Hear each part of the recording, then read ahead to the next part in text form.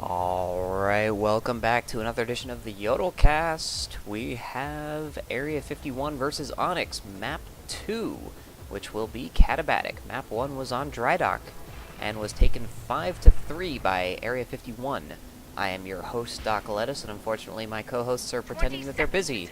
So, I have to bring you all this goodness by myself. So, Katabatic.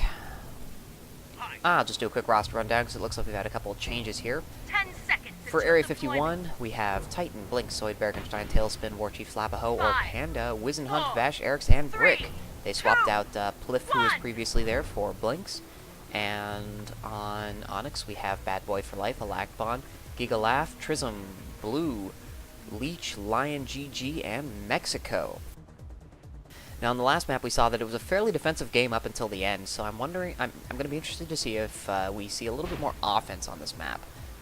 They are playing 8s, so we should be able to. We see that Onyx here currently is running a little bit of a 3 defense only, so it looks like they might be running a 5 offense team, which would be really interesting. I'd actually really like that, because it's pretty rare. You usually see a 4-4 split on this, but anyway, we'll see. We'll see how that goes. Area 51 is always going to be running Zoid with their capper.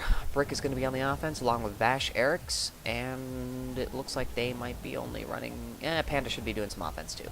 So Zoid here coming in here from the back. Unfortunately, all of his distraction went in much too early and got taken out, so it's really going to amount to nothing there. So we're going to go watch Trism over here. You saw him really quick. Looks like Tailspin might have already spotted him, though. He's down to 88 health. And yeah, Tailspin has spotted him, so he's just going to try and stay alive here and see if he can get to the flag stand. Nope. Tailspin interrupted his regen there. He's down to 61 health. And with Titan on the flag and little to no distraction, there's no chance he's getting the flag. So the other capper they had last time was Giga Laugh Bath. So let's go see if we can follow him. Now he's in a raider this time, so it looks like he's not their main capper. Looks like Trism is their main capper. He's just going to be distracting this game. So it looks like they're electing not to run the 2 capper strategy that they did on Dry Dock, which is interesting.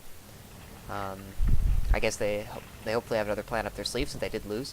You see Zoid here is coming in now, and his team is doing a much better job of distraction. He's coming in with good speed, good 300 speed, 700 health, getting out cleanly. The sniper missed his couple shots, so Zoid should be able to make it back to his base here, honestly. He's low on energy, but yeah, it's going to hurt him a little bit. Yeah, down to 635. He doesn't really have a good, clean return route. He's going to try and slide in here. Nah, bounces off there, so it's going to be more than enough time for Onyx to get a good E-grab off here. Yeah, and you can see everyone's coming in for it. We have 4 people currently going, and we only have Blinks and Titan on the stand. So it is smartly going to stay away, as Blue does manage to get the grab off. Nice little E. So Zoid's just going to hide here for now, which is not a bad idea at all. There's way too many Onyx members around, so I'm actually curious to see what the rest of his team is. You see here, Titan and Blinks are... Well, Blinks and Wizenhunt are going for the chase.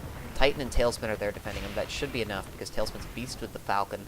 Titan's really good with the chain gun, so that should be enough for now until Vash Eriks has just gotten back. Leech is there. I wonder if he's still playing that Infiltrator. Does look like he is. Could have a little sneaky grab. Oh, but Blue does go down.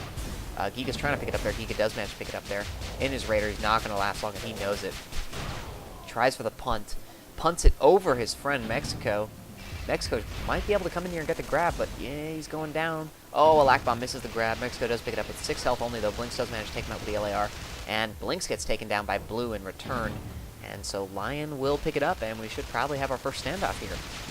Unless Wizenhunt can make something crazy happen here. But it doesn't look like he will. He's about to go down. And Panda was there and just went down as well. So we are going to see where they get set up. And we'll have our first standoff. We're tossing it off to Mexico here. He's going to go to the back hill, which is pretty standard. No, they're going to go for the turtle strategy again. Oh, I do not like that on this map. It was okay on Dry Dock because, you know, there's really only a couple good ways to get in there, but there are more than a couple ways to attack here, and you see the Nitron already out there from Blinks and the free return. Do not like the turtle strategy on this map at all. Brick doesn't seem to realize it. Oh, excuse me, I got to sneeze. My apologies. Brick did just manage to get the cap off. He was moving pretty slowly back to the flag stand after it got returned. But he did manage to get the final cap, so I guess that's really all that matters. So, you know, props to Area 51 for breaking that stalemate. That was very poorly played by Onyx. I mean, if they're going to turtle, they need to get a couple more people down there and get some defenses set up before they move down there, because you saw there, Blinks just flew in there, tossed a Nitron, and had a free return. Okay, so now that we're basically reset, take a look at Trism here. Let's see what the offense is doing for his team now. He's coming in here. Interesting route. It's an okay route. It's hard for the opponents to see, but he doesn't really have any distraction going on right now. He does manage to get a good little boost there off of everyone that was on the stand, but no one was really playing heavy on flags, so they just took a step back and blasted him, and down he went. And now it's in a very inconvenient position. That's not a great spot to get a flag run off on, for being honest. There are maybe one or two routes you can run that'll get you close to it, but no one really wants to do it, and they're probably just going to blast it into the tunnel, and that's going to be a free, safe flag for the next 10-15 seconds.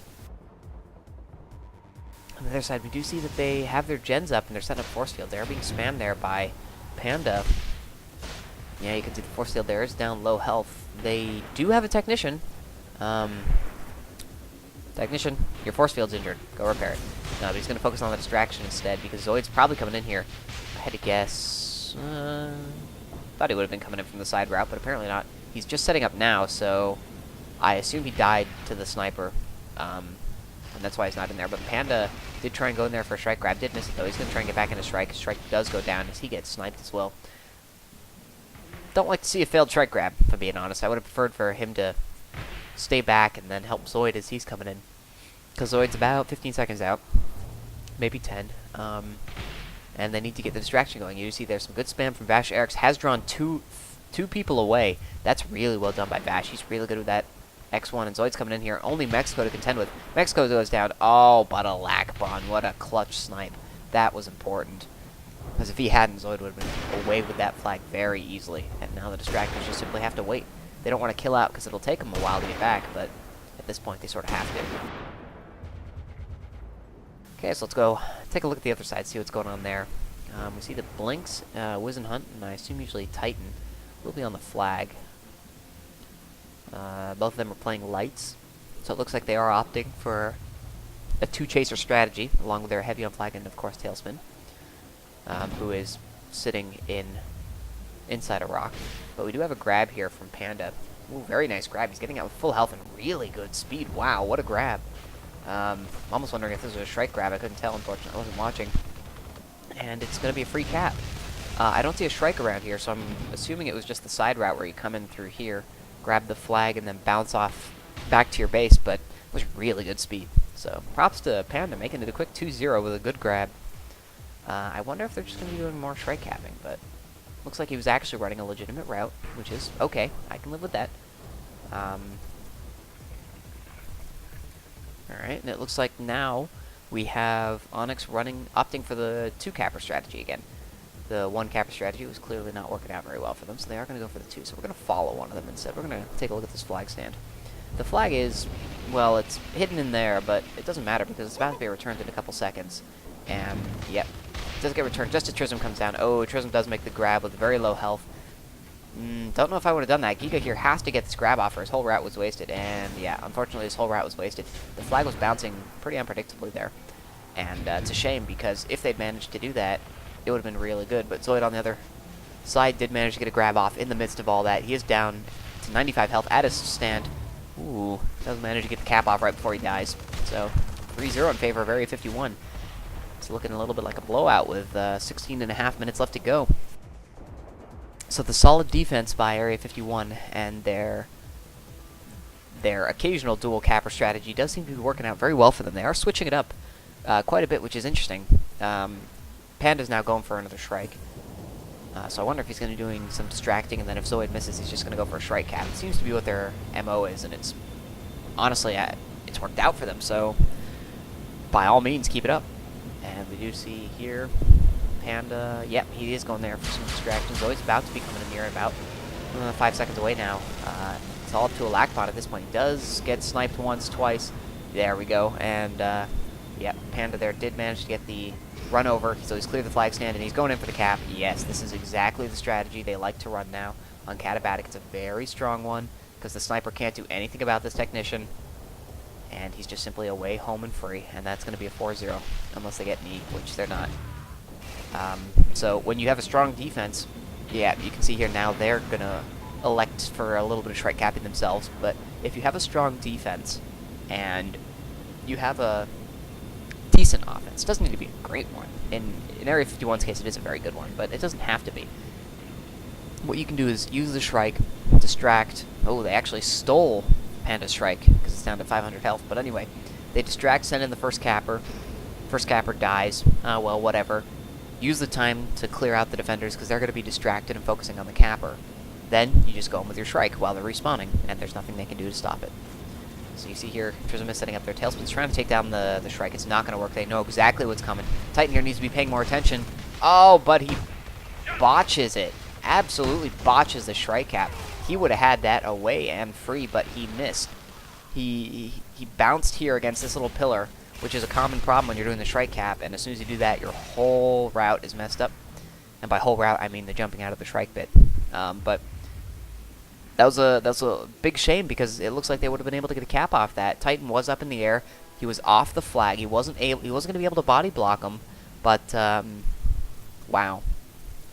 Hits the pillar, and all of his work is wasted. So unfortunately, that's a good minute and a half they spent setting that up, and now it's gone.